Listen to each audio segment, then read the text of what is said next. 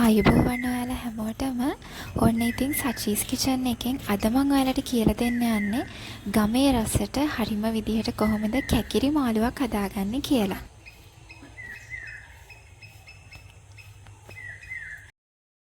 මුලින්ම මම මේ කැකිරි එක හදන්න අවශ්‍ය දේවල් ටික ලෑස්ති කරලා තියාගත්තා. කැකිරි ගෙඩිය, සුදු ලූණු, බීලූණු, අමු මිරිස්, රම්පේ කරපිංචා. අපි සාමාන්‍යයෙන් කැකිරි පිපිඤ්ඤා වගේ කෑම හදනකොට මෙන්න මේ විදියට ඒකේ කිරි අයින් කරගන්න ඕනේ. මම මේ දැන් කරන විදියටම නැට්ට පැත්තෙන් පොඩි කෑල්ලක් අරගෙන මේ විදියට කිරි අයින් කරගන්න ඕනේ.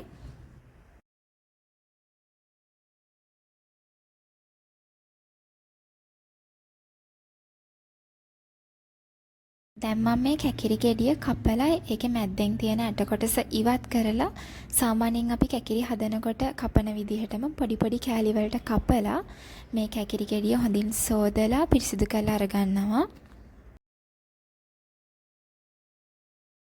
දැන් ඔයාලට පේනවා ඇති මම මේකට ලුණු කුඩු තේ හැන්දක්, මිරිස් කුඩු තේ හැන්දක්, කහ කුඩු චුට්ටක්, ඒ වගේම අමු තුන පහ වලින් තේ හැඳි භාගයක් එකතු කරගත්තා. උළු හාල් ඇටත් කිහිපයක් දාලා මම මේ ටික හොඳින් කලවම් කරගන්නවා. බැදපු තුන පහ වලිනුත් තේ හැන්දක් දාලා මම තව ටිකක් කලවම් කරලා මේක වෙනම පැත්තකින් තියාගන්නවා.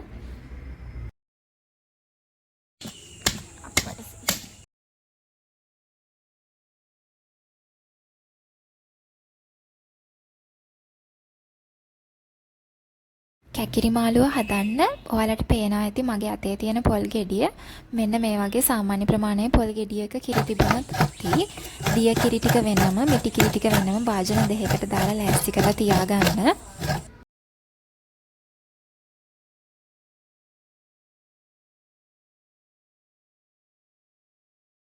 දැන් මෙතනදී ටෙම්පරාදුව දාන්න අවශ්‍ය කරන දේවල් ටිකත් ලැහැස්ති කරලා තියාගෙන ඉන්නවා. බීලුණු සුදු ලුණු වලට අමතරව මම ගොරකා බික් දෙකක්, කරාඹු නැටි කිහිපයක්, එනසල් කුරුඳු පොතුත් අරගෙන තියෙනවා.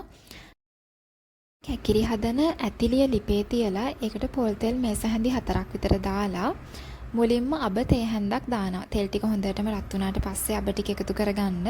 ඊට පස්සේ අබ ටික පුපුරනකොට මුලින්ම සුදු ලුණු එකතු කරන්න. සුදු ලුණු ටික හොඳට බැදීගෙන එනකොට බීලුණු ටික, අමු මිරිස්, රම්පේ කරපිංචා පිළිවෙලින් එකතු කරගන්න.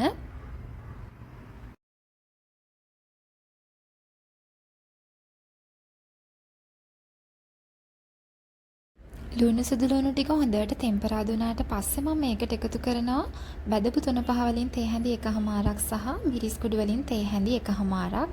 ඊට පස්සේ මේක හොඳට අර තෙල් එකේම කලවම් කරනවා.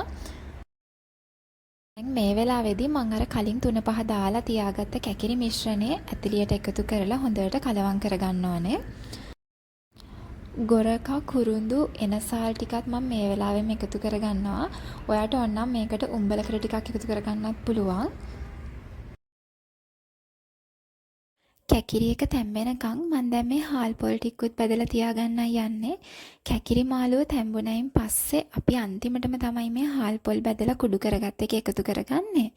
ඔයාලට පේනවා ඇති මං හාල් හරිම චුට්ටක් තමයි අරන් තියෙන්නේ. හාල් මිටක් වගේ. හාල් මිටකුයි පොල් මිටකුයි තමයි මම ගන්නෙ. මුලින්ම හාල් ටික රන්වන් පාට වෙනකන් බැදලා ඊට පස්සේ පොල් ටිකක් වැඩිපුර බැද ගන්න ඕනේ. පොල් ටික නම් පොඩ්ඩක් කළු වෙනකම්ම බැදගත්තට කමක් නැහැ. මේ හාල් පොල් ටික අඹර ගන්න ඔයාලට මිරිස් ගලක් නැත්තම් බ්ලෙන්ඩර් එකේ අඹරගත්තත් කමක් නැහැ. ඒ ටිකත් අඹරලා පැත්තකින් තියාගන්න. දැන් ඔයාලට පේනවා ඇති කැකිරි එකේ වතුර ගතිය ගොඩක් අඩු වෙලා තියෙන්නේ. මේ වෙලාවේදී අපිට පුළුවන් දියකිරි කෝප්පයක් එකතු කරගන්න. දියකිරි කෝප්පය එකතු කරගෙන හොඳට පොඩ්ඩක් කලවම් කරලා ලිපේ ගින්දර ටිකක් අඩු කරලා විනාඩි 20ක් විතර වහලා තියන්න.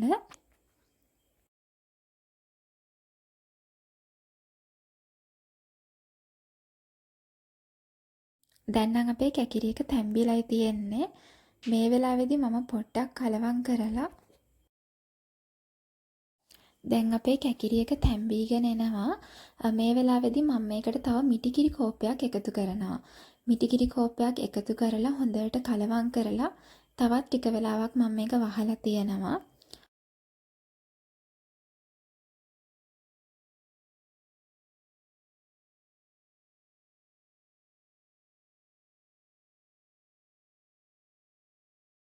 විනාඩි 10කට විතර පස්සේ බලනකොට මෙන්න මේ විදිහට තමයි තියෙන්නේ.